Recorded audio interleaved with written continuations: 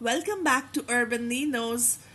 This is your art friend Divya, and today we are going to make a drawing out of the alphabet P. So, as you see, P is on the paper already. What we will do next is we will make a curve like this and then join it here. Then we go here and we make something like this.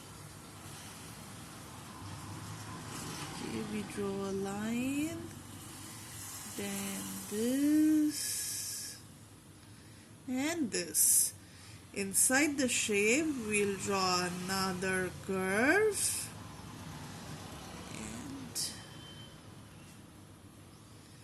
Okay, we will draw two straight lines here.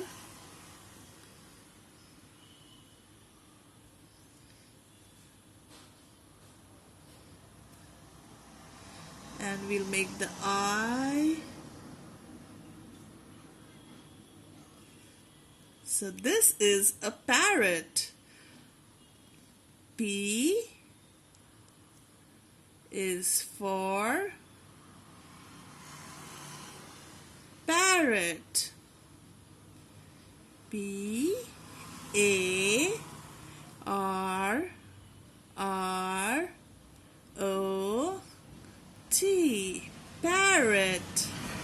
Draw for yourself. Enjoy. Bye for now.